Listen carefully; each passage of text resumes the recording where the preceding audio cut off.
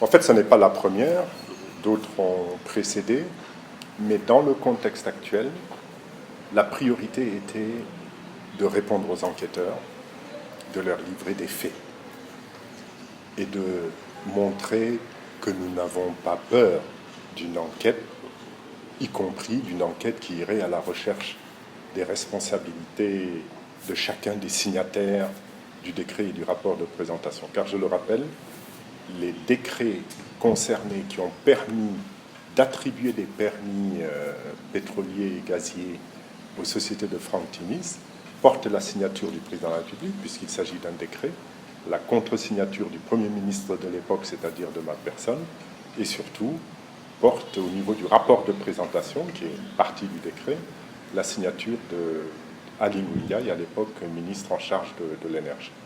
Donc, l'enquête doit permettre de retrouver les responsabilités de chacun dans ces décrets qui contiennent des données erronées, des informations erronées à dessein pour permettre une fraude, une violation de la loi et de la réglementation sénégalaise. Une fois que c'est fait, puisque je suis passé à la DIC, j'ai livré mes informations, encore une fois, l'essentiel au stade où nous nous trouvons, c'est de tâcher de réparer les torts causés au Sénégal par ces attributions.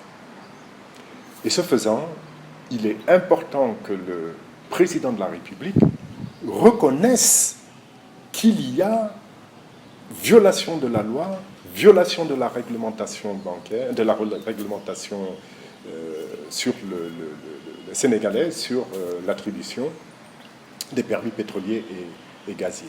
Une fois qu'il aura reconnu cela, parce que c'est connu, on a fourni des éléments probants, les enquêteurs dans leurs questions vous interrogent sur ce décret, sur la nature de l'information fausse. Donc tout le monde sait que Franck Timis n'est pas un pétrolier, que Franck Timis n'a pas présenté des sociétés qui avaient une ancienneté, une longue expérience dans le secteur pétrolier, que Franck Timis a été un courtier parce qu'il s'est totalement retiré.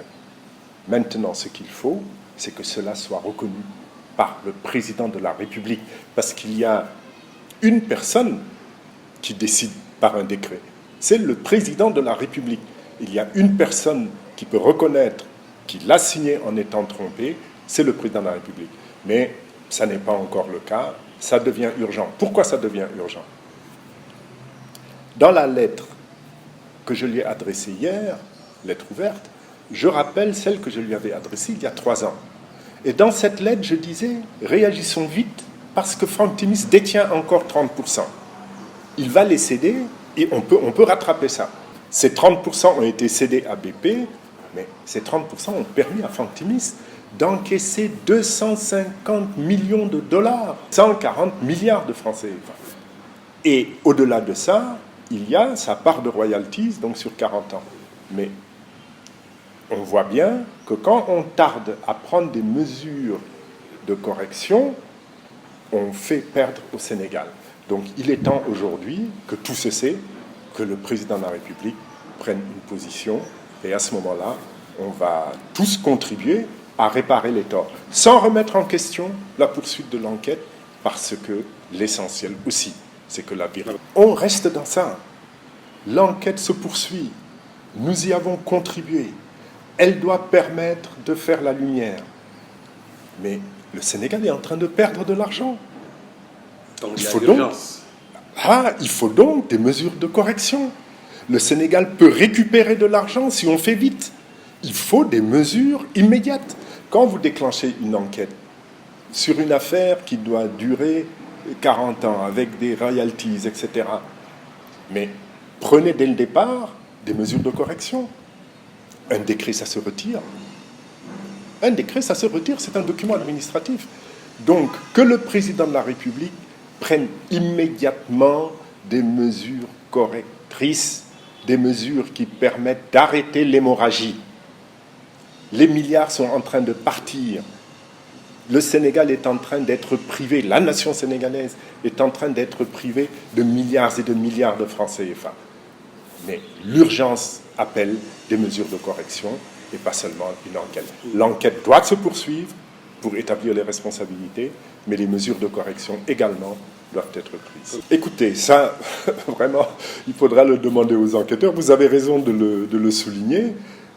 Vous avez d'ailleurs oublié aussi Ali Ndiaye. Il est certain que, et également les services. Parce que le faux est parti de lui. Le rapport est parti de lui, et il y a d'autres personnes qu'il faut entendre. Oumar Sarr et Gallo Samb sont également des inspecteurs généraux d'État. Un rapport a circulé avec leur signature, il faut qu'on les entende.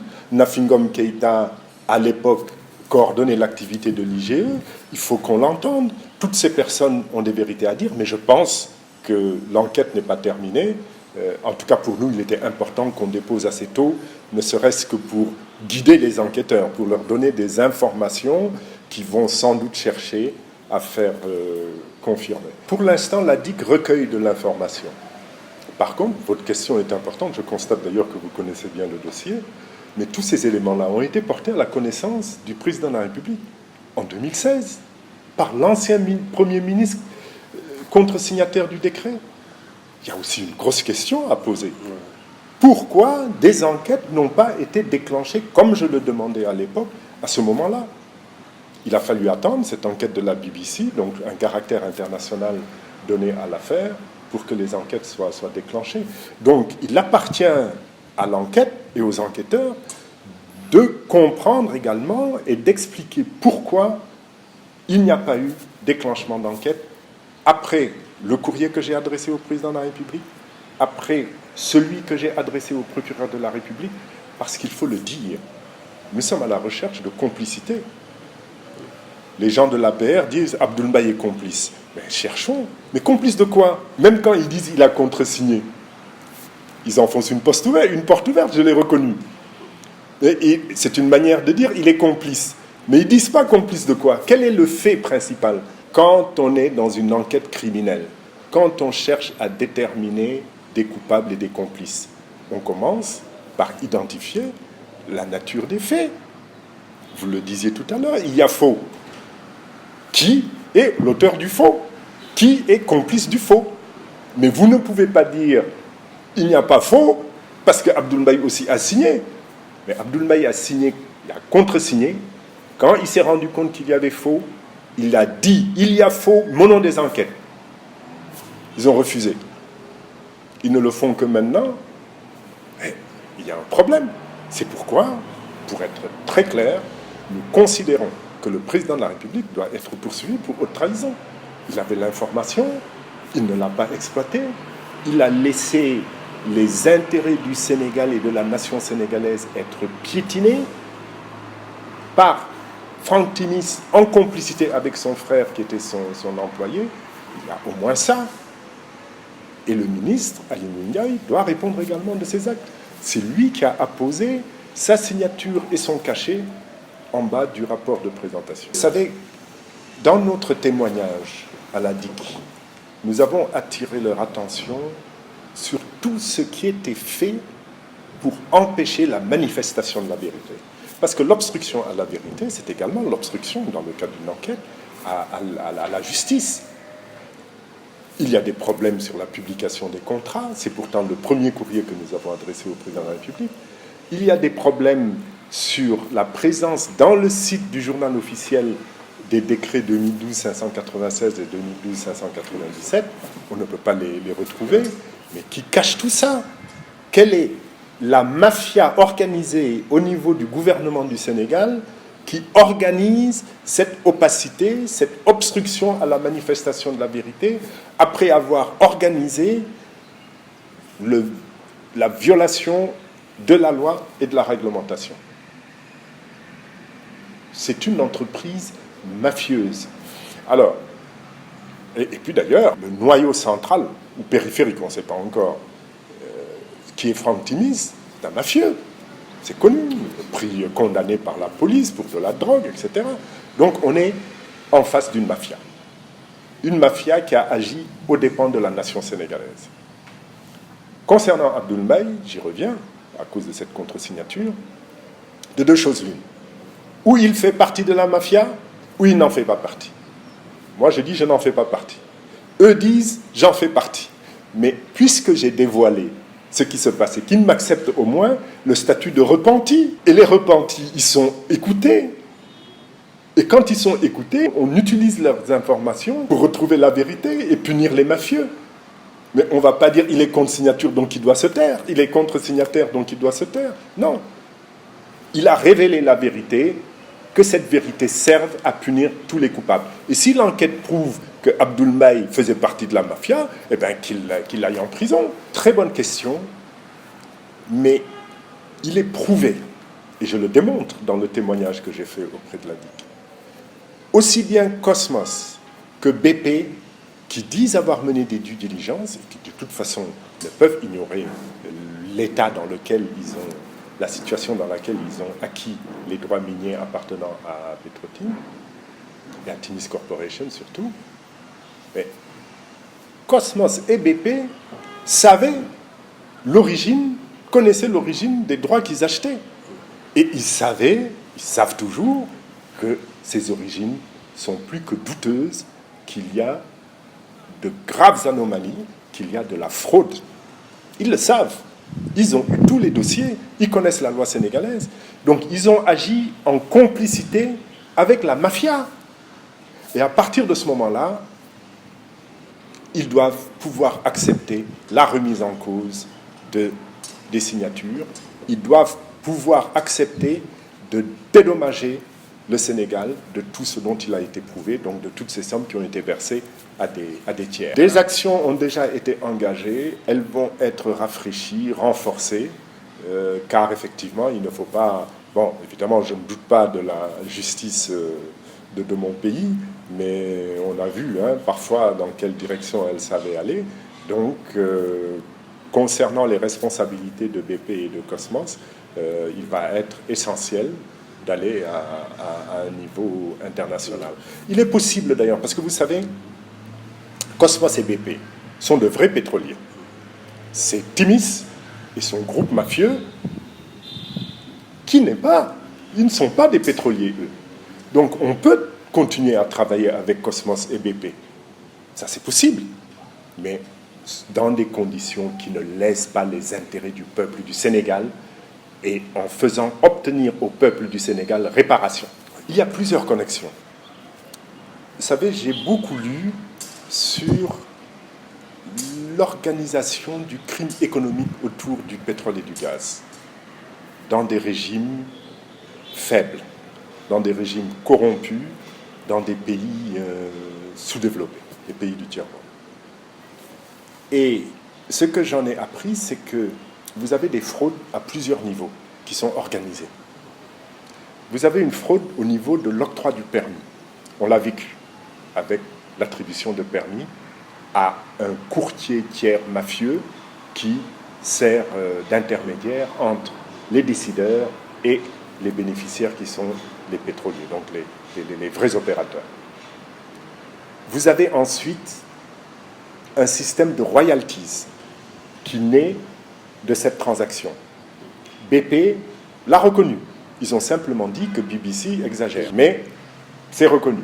Donc vous avez également les royalties. Vous avez ensuite, quand il y a cession de la part qui revient au pays producteur, c'est une cession, c'est une part qui est donnée en volume. Ce n'est pas de l'argent. Et il appartient au pays de revendre cette partie. Et à l'époque, il y a 3 ans, j'attirais l'attention sur la création d'une société qui s'appelle ITOC Genève, qui semblait se préparer. Je n'en ai pas la certitude, mais qui semblait se préparer à ce type de négoce. Elle avait été créée avec Baba Diaw, conseiller du président de la République. Il y avait comme administrateur Jean-Michel Sarr, je crois, un ancien directeur général de la SAR, ici. Donc, quelque chose se préparait et j'attirais l'attention sur cet aspect-là. Mais c'est un aspect sur lequel le peuple du Sénégal devra rester vigilant parce que vous donnez votre pétrole à une société que vous choisissez un peu n'importe comment et elle vous rétrocède une partie de commission. Donc ça, c'est un troisième aspect. Vous avez aussi, au niveau de l'exploitation pétrolière, les plateformes sont des plateformes offshore, c'est-à-dire éloignées des côtes. Elles doivent être ravitaillées régulièrement. Et il y a là une source très importante de revenus. Il faut une compagnie d'aviation, il faut des hélicoptères pour y aller. Sahel Aviation a été créé par Aliou Sall dans ce cadre. Vous avez aussi du pétrole brut. Vous avez besoin d'une raffinerie et vous avez besoin de capacités de stockage. Et le tour est joué. La SAR est privatisée dans des situations, dans des conditions particulièrement opaques. On ne sait pas très bien qui est nouveau propriétaire privé de la SAR, mais c'était à prévoir. La SAR prend un enjeu très particulier et la même mafia prend le contrôle des capacités de stockage et des capacités de raffinerie. Bon, alors ça, ce sont des propos de M. Cassé. Il a dit, il revient dessus. Bon, je crois qu'il ne faut pas accorder de crédit à cette langue et plutôt retenir qu'on a essayé de justifier un montant perçu. Je pense que la BBC pourrait revenir dessus pour donner d'autres précisions. C'est ce que je vous expliquais. Locafrique, donc l'enjeu, c'est également, toujours dans le dispositif mafieux qui est mis en place, de contrôler les capacités de stockage et la raffinerie.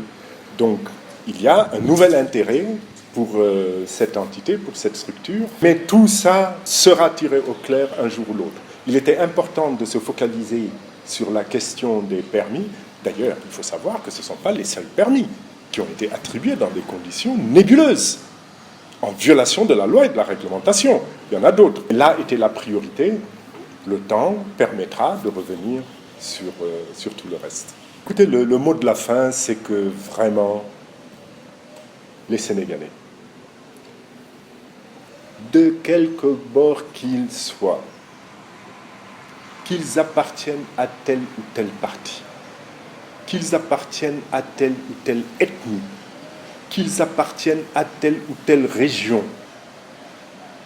Mais pour une fois, que tout le monde se mette d'accord pour que les torts causés au Sénégal soient réparés et que les revenus de demain que le Sénégal pourrait percevoir dans le cadre de son exploitation gazière et pétrolière reviennent dans leur intégralité au peuple, à nos petits-enfants, à nos enfants, et qu'ils servent le développement. Vous savez, j'ai entendu le ministre Aly Ngouille Ndiaye dire non, le Sénégal va avoir ceci, cela. Mais ce n'est pas ça le problème. La part qui va revenir au Sénégal, c'est un peu la thèse aussi du ministre actuel de l'énergie. Mais ça, c'est pas le plus important. C'est important, mais c'est pas le plus important. C'est pas parce que vous avez volé un milliardaire et que vous l'avez privé de 100 millions. Et c'est vrai, il va rester milliardaire, mais que les 100 millions que vous avez volés n'ont pas de sens. Non.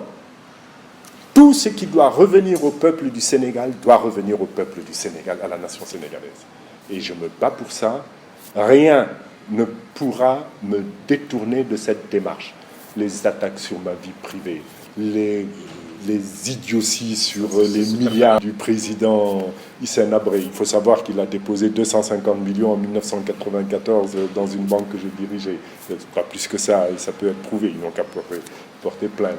Des petites bêtises de ce genre, y compris la grosse bêtise qui consiste à m'identifier complice sans même reconnaître, le fait pour lequel je suis complice ou je serai complice, l'auteur principal des faits. Ça pose vraiment problème, mais ils sont perdus. Qu'ils se mettent dans une logique simple, réparons ce qui peut l'être, et c'est encore possible.